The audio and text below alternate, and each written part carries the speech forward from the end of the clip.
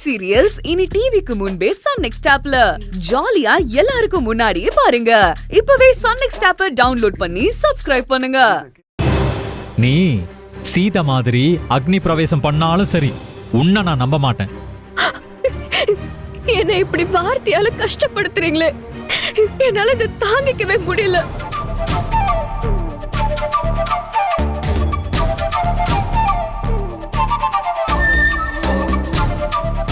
சத்யா, இங்க பாரு, அழுவாத. நீ எதுக்கு அழுவுற? அழுவாத. அப்பா, என்னப்பா அது? ஒரு நல்ல நாள், பெரிய நாளுன்னு கூட பார்க்காம இப்படி எதுக்கு எடுத்தாலும் பிரச்சனை பண்ணிட்டு இருந்தா என்னதாப்பா பண்றது? இதுக்கு என்னதாப்பா முடிவு? முடிவை நான் சொல்லட்டுமா? பிரபு, ஒரு நிமிஷம் இருப்பா. என்னப்பா?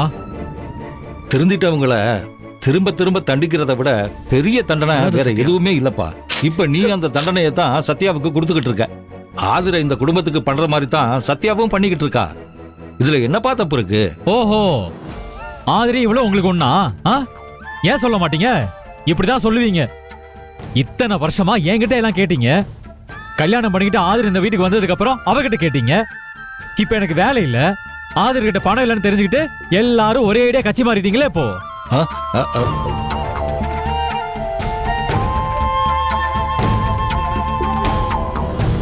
பெரியண்ணா, தயவு செஞ்சு இப்படி எல்லாம் பேசாதண்ண.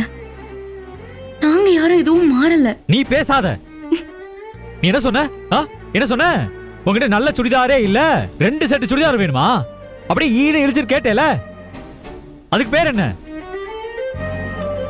எங்க ரோஹிணி மேலயும் மாமா மேலயும் எந்த தப்பும் இல்லையேங்க. அவங்க கிட்ட ஏன் கோவப்படுறீங்க? அப்படின்னா ஏன் மேலதான் தப்பு, நான் தான் தப்புன்னு சொல்றீங்களா? ஆதிரே, நான் வாழ வந்த வீட்டை சந்தோஷமா வச்சுக்கணும்னு ஆசைப்படுறது அவ்வளவு பெரிய தப்பா? சொல்லுங்க.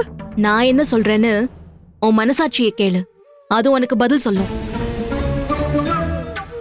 2 பேரும் ஒரே மனசா ஒத்துமையா இருக்கணும்னு இப்பதான் சொன்னேன். அதுக்குள்ள இப்படி பிரச்சனையாகி ஒருத்தர் எதிரி மாதிரி கொண்டாடிக்கிட்டு இருக்கீங்களே.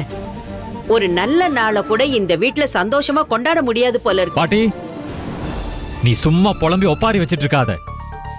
நான் ஒண்ணு இங்க யாரோட நிம்மதியும் சந்தோஷத்தையும் கெடுக்க வரல. அதுக்காக நான் விட்டு கொடுத்து போயிட மாட்டேன்.